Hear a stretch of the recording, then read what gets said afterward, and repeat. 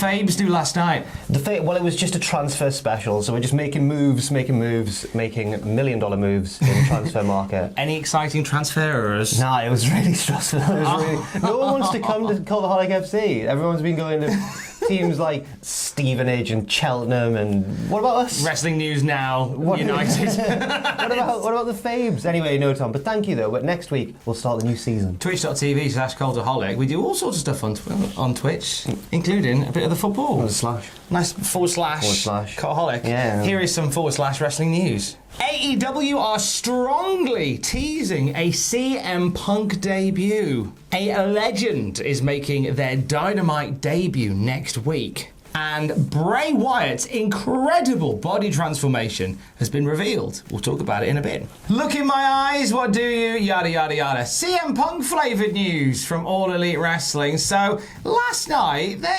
I think they put a nice thin layer of teasery onto the Dynamite toast when it comes to CM Punk, you know? I would say several layers of teasery.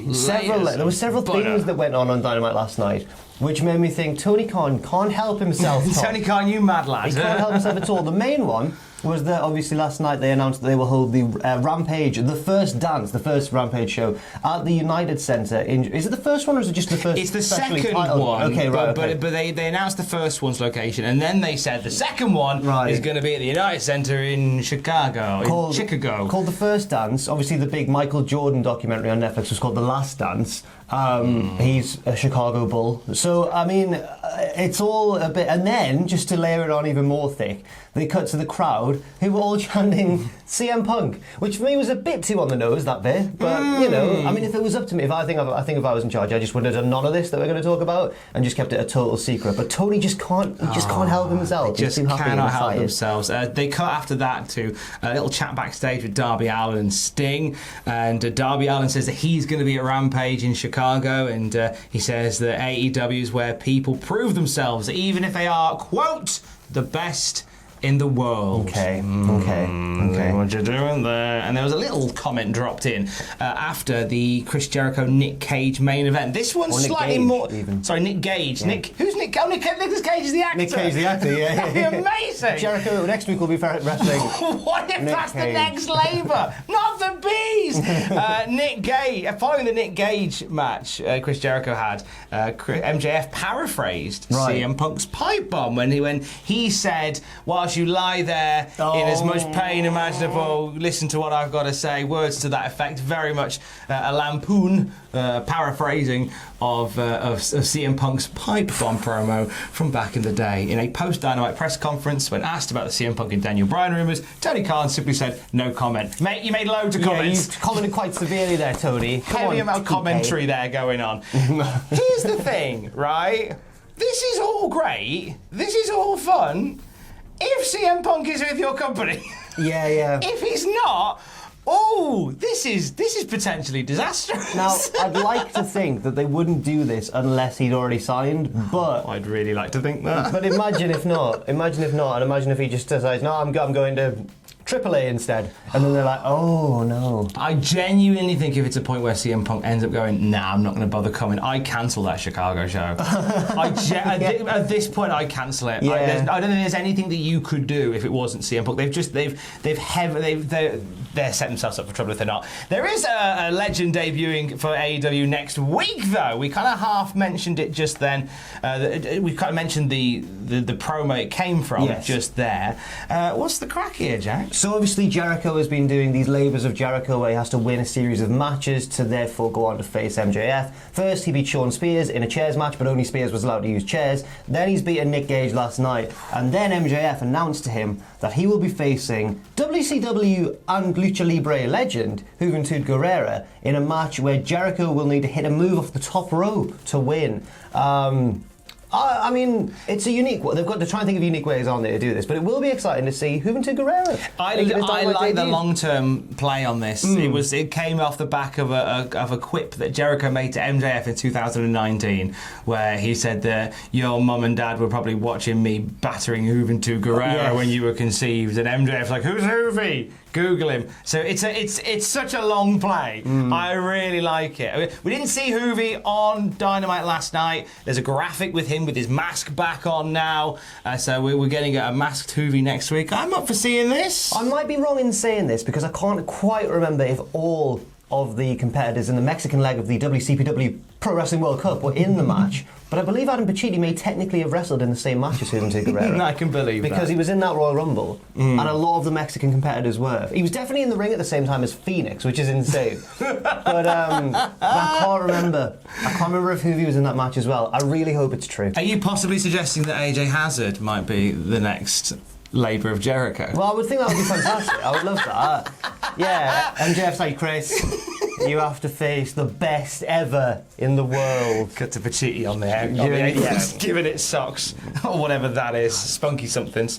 Another legend popped up on the screen last night. Do you know what? Dynamite last night, brilliant. Let's say that it was a really good show. It's starting to become where, like, they've had this little run of shows recently where it's been the little special like Fighter Fest, Fight for the Fallen and stuff, where it's all been packed with stuff and debuts and little cheeky appearances and stuff, and yeah, last night's was no exception, and it was only a New Japan living legend in the form of Hiroshi Tanahashi, Tom. Amazing, appearing via video to issue a challenge for the IWGP United States Championship. He says it has a charm to it. That is so condescending. I like your belt. Has a charm to it. I shall add it to my collection. What are you on about? There is something quite almost somewhat braggadocious about Tanahashi going, looks quite nice. It's very in character. I love it. He is the Hulk Hogan of New Japan and has been for several years. I mean, not in certain ways, but definitely in some ways he is the Hulk Hogan of New Japan. Tanahashi will challenge for the IWGP United States Championship at New Japan Pro Wrestling Resurgence, which is going to be the first ticketed New Japan of America show since the start of last year. So that'll be a belter of a match. Be good times had by all. Yeah, another legend from Dynamite last night. This one you wouldn't have seen per se on Dynamite, but you will hear him on Dark Elevation. This is great for fans of a certain vintage. David Crockett is on commentary for Dark Elevation. Yeah. This is ace. He joined Tony Schiavone and Paul White, the Big Show, for commentary on Dark Elevation, and AEW tweeted that he was backstage sharing a nice photo of him with Tony and Jim Ross, all of course former WCW announcers. But yeah, David Crockett, who I believe, from the notes you provided me here, was the announced team alongside Schiavone from 1985 through 1988 for WCW. Absolutely legendary voices. I'm delighted for that. I'm delighted to hear David Crockett on Dark Elevation this week. Bring that on. Finally, you've seen the title. Let's take a little look at him, shall we? Bray Wyatt has had quite the body transformation. He is looking pretty hot to trot at the moment, Jack. Not that he didn't anyway. Oh, of course. The Twitter account Fiending for Followers has shared a cropped image. It's a great name. It's a strong name. I wouldn't expect anything less from Fiending for Followers. They shared a cropped image of Bray Wyatt with a fan in a supermarket. Bray's lost a bit of timber.